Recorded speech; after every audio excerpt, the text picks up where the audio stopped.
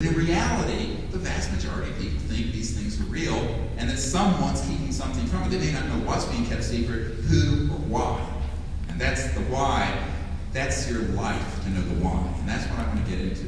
Is why the secrecy and why we have to answer the call.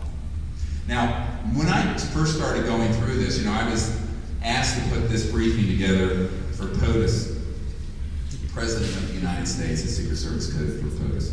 So for the POTUS briefing, as we call it, and I was approached immediately by a guy at the CIA who's been involved with this stuff clandestinely on behalf of Majestic for about 15 years, maybe 20 years. And so I was asked to do an executive summary and a summary of the information, and also to put together some of the documents that I have acquired. Now, I know, I break all the rules. I'm sort of a bad boy. Is it terrible I'm a bad boy? I know, someone's got to do it. So,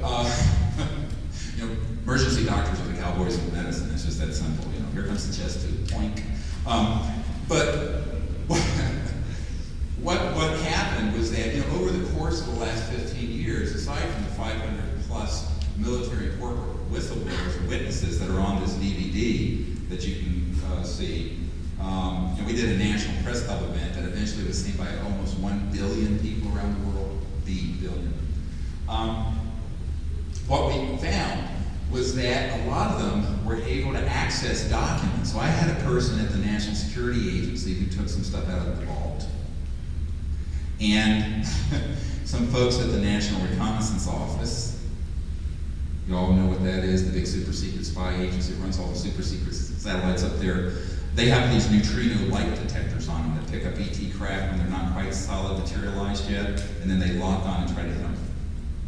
I know the guy who invented that neutrino light detector. My military advisor was on the board of his company. The guy's a genius, and it was stolen by the NRO. Now, these are the folks I work with on a daily basis. Now, I hope I'm not disturbing y'all too much. I haven't got started yet. Wait till I get wound up tomorrow. But the point is that you go through this distribution list of this document, dated early 90s from the National Reconnaissance Office, and it's a secret document. It's not been declassified, so I declassified it. Let me comment on that. Are there any spooks here? Guys in the intelligence field, or people out at NORAD, or what have you. Here's what we've been able to prove. All these operations are going on without the approval of the Congress or the President, and under a directed inquiry, even from the top brass of the Pentagon, the CIA, the President, and Congress, because I work with all these people. When they ask about it, because I give them these project code numbers, they are told, we won't tell you. That is the definition of a rogue, illegal operation, a priori. Therefore, any of these documents and any of the testimony, even the material, even if somebody could liberate an entirely operating anti-gravity alien reproduction vehicle that Lockheed Skunk has, those things belong to the people of the United States. The projects running them are illegal. They're rogue. Therefore, they cannot cite the National Security Act or any law of any country to enforce secrecy. So we determined that back in the late 90s, after I'd done all this stuff with Clinton and his CIA director and all these people, and we declared these projects illegal. And therefore, anyone with information on it, anyone with documents on it, come forward, give them to us, and we'll put them on the street. And do you know what? You don't see me in Leavenworth. Why am I not in Leavenworth? First of all, I should be dead by now. But beyond that, that's another story. But secondly, is that if these were legal projects, and I was violating the National Security Act by distributing top secret documents, I would have been arrested before you could have said howdy doody. We proved that these projects were illegal. And we announced and wrote a unless otherwise directed letter. Now let me explain what that is. It's a UNOD letter to the heads of every agency in the United States government. Return, receipt, requested. And we declared these projects based on our interviews and meetings with the CIA director and senior people as operating outside constitutionally required oversight. They were therefore rogue and illegal, and therefore we were going to solicit such materials and testimony and disclose them to the public. Unless you direct us otherwise, that we are false in our assessment, wrong in our assessment by certain date, I forget what it was, something about 10 years ago, we are going to do this. And then we pulled the trigger on the disclosure project in 2001. Do you know that one of the people who green-lighted disclosure was J2, the head of intelligence joint staff? And why? Because I gave him this document. I already had this. I've had this a long time. This document, by the way, is on the 2-hour DVD of the top secret witness testimony. You can get on our website or out here. And let me just give you a part of the distribution list. Listen and learn. This is from the National Reconnaissance Office Central Security Service. And attention to Commander's Net, Royal Ops, that is a code. Cosmic Ops, that exists. Maj Ops, or Majestic. Magi Ops.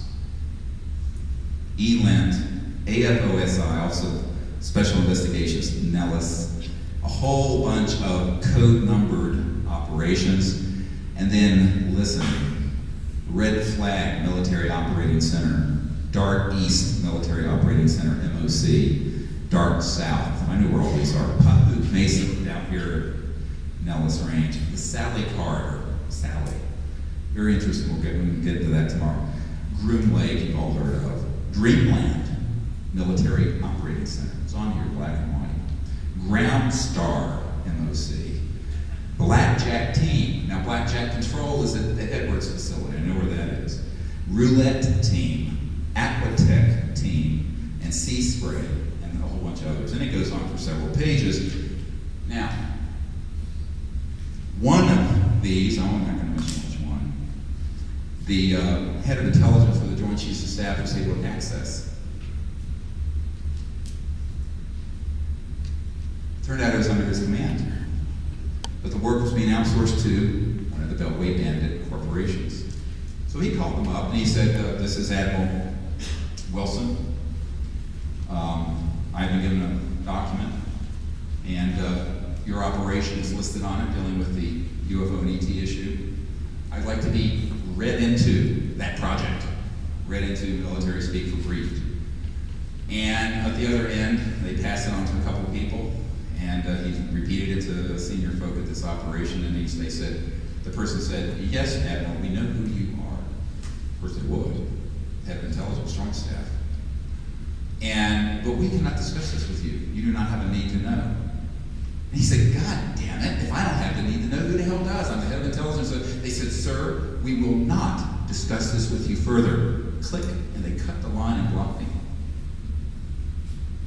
Now this he told me personally. And I have witnesses to that. And I also brought astronaut Edgar Mitchell to a meeting with this gentleman. Now, we set it up, and he came along as a guest of astronaut Mitchell. Now, what's interesting about that story is that here, and so he turned to me after we had, I did what they call a stand-up, a formal briefing at the Pentagon, E-Ring, where all the brass are, the flag officers. And he said, towards the end, it was supposed to be 45 minutes. It was 45 minutes for someone at that level in government is a long time. They usually want to do 15 or 20. I said, no, need 45 to an hour, I won't come. Any member of Congress won't do it. Now, what he said to me was, towards the end of it, he says, well, how am I going to get control of this?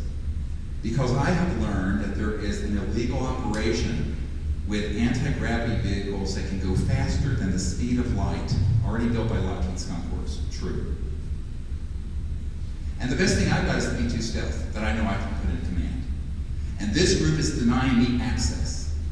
What am I going to do? This guy was shaken to his foundation. So was the CIA director. I briefed. We'll see. Now, I said, well, you've got to get control of these things, and you've got to get to your civilian bosses to greenlight an operation to pull this back under constitutional legal control for the benefit of we the people. This is what the government's supposed to be there for.